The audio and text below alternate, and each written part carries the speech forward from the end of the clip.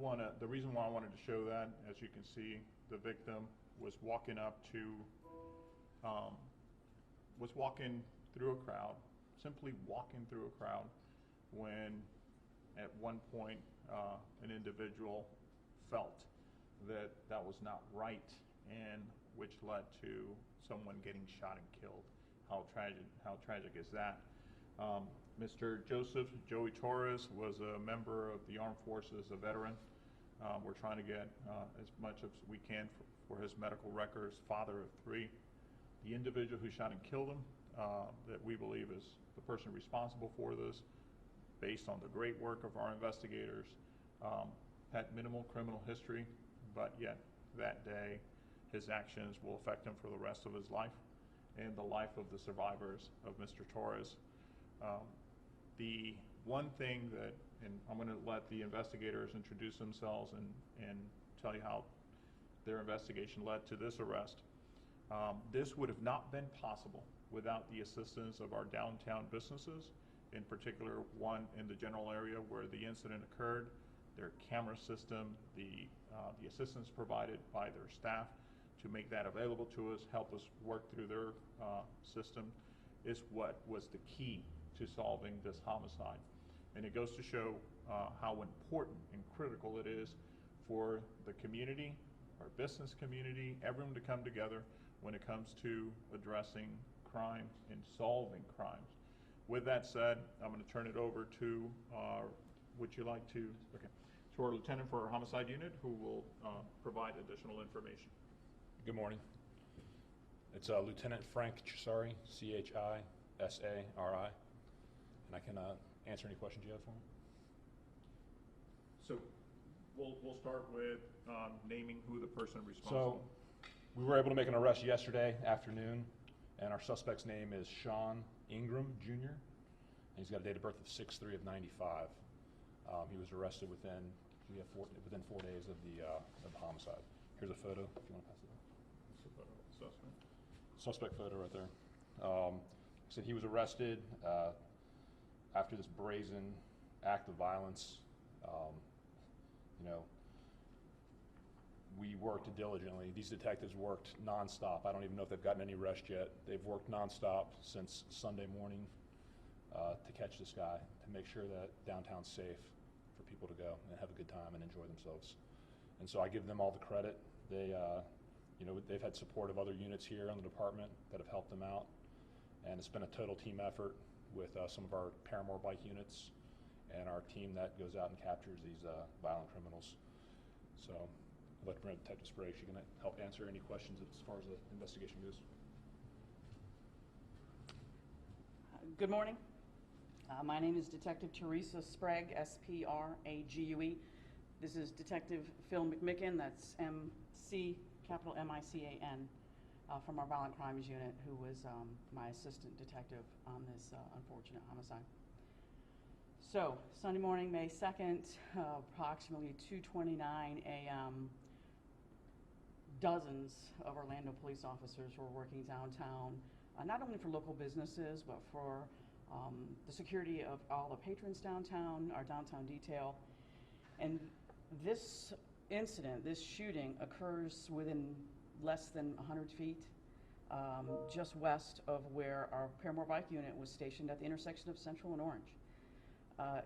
Just really bold, really brazen act of violence, and rather shocking to us. So Detective McMicken and I and my sergeant and my lieutenant arrived to investigate this case and started to canvass for cameras. Not only our cameras, the IRIS cameras, which were helpful immediately, but really wanted a closer look as to not only what happened, how it happened, but who was responsible. So by morning, we had met with some of the local business leaders who run the building, the engineering part of the building for 20 North Orange and some of the other businesses, the parking garages, and asked them for their video immediately, which they provided. So we were able to view the video throughout the day, speak with some witnesses. We spoke with the best friend of the victim who was with him when this happened. And I understand we want to think that there's more to this than he just walked through a crowd. Something must have happened That's what we want to believe. Unfortunately, we have video proof that's not what occurred. This is honestly all Mr. Torres did. His friend was with him. They were walking. Mr. Torres had his dog with him. They had stopped at a couple establishments and had some food and drinks outside. They put the dog back in his car, and then they walked back downtown to get empanadas. And on their walk back to his vehicle, you can see on the video he walks through the first group of people without any problem. No issues whatsoever. And then he approaches the second group of folks, and the suspect, Sean Ingram Jr., is leaning against the building, and he comes off the building to stand in front of Mr. Torres to stop his progress, put his hands on him, and told him he couldn't pass through there. Some words were exchanged, very minimal words were exchanged. This whole thing popped off in a matter of seconds. That caused a fight. The entire crowd that Mr. Ingram was with turned on Mr. Torres and his friend and tried to punch him. And then the original instigator, Mr. Ingram, pulled a firearm in the midst of that melee and shot at Mr. Torres 4 times. 3 of those hit him. 1 of them hit his cell phone and lodged in his phone. So Mr. Torres was able to walk very, very short distance where he collapsed on the sidewalk on North Orange. You all probably have seen what we've seen in regards to that horrible, horrible video that was circulating. We would ask if people have cameras out. We understand what you're doing, but people in distress need help. Not only getting police officers and paramedics there, but citizens. Those folks need help. And Mr. Torres certainly needed help at that moment that video was being taken. So, did nothing wrong. He is an Army veteran. He served in Afghanistan. He has a 12-year-old son, a 6-and-a-half-year-old son, and a 4-year-old daughter. His 4-year-old daughter's birthday was the day he was murdered. He had purchased a gold dress for her.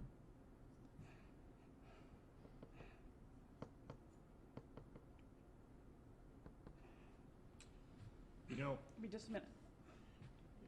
well, it goes to show how difficult these investigations are also for our investigators. These individuals, these souls here, have not slept to try to bring justice to the families and the survivors. You know, there's a lot more to this incident that we will be able to cover during this one this conference. There's a much deeper conversation we need to have as a community, but Yeah. I couldn't be more proud of the great work that they have done to solve this case. He didn't get a chance to give it to her.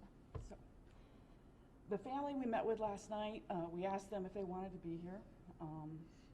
They're grieving, and they would ask all of you to give them their privacy as they work to lay him to rest.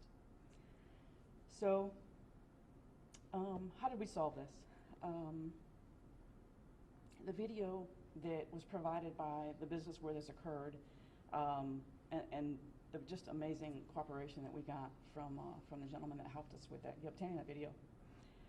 We brought it back to our investigations unit. We viewed it, and once I was able to see it on my computer in vivid detail, I recognized several of those gentlemen. I had interviewed them in a prior case between December and January as witnesses, not as suspects. I had actually spent about an hour and 10 minutes with Mr. Ingram in January. In an interview here at the station, he came down voluntarily when he found out I wanted to speak with him. And he, like I said, he was a potential witness in that case, which I had heard he knew something about it, and he claimed he didn't. He was in the Marine Corps, which I learned in January, and I think he was in the Marines about 3.5 years. And he had a concealed weapons license and had very, very little, if any, criminal history whatsoever. So I was very surprised when I recognized him that he would do something like this. So it was a critical mistake to take a fist fight and introduce a firearm, and it changed both of these gentlemen's lives forever. So we've got a veteran from Afghanistan who survived his deployment several times, and a gentleman in the Marine Corps. And under any other circumstance, they probably would not have been adversaries. They didn't know each other. There was absolutely no altercation throughout the night. They never even were at the same establishments. They never saw each other until that moment when he stopped his progress and didn't want him to walk through their group and put his hands on Mr. Torres, which Mr. Torres didn't appreciate. Words were exchanged, a fight broke out, and within seconds, he shot and killed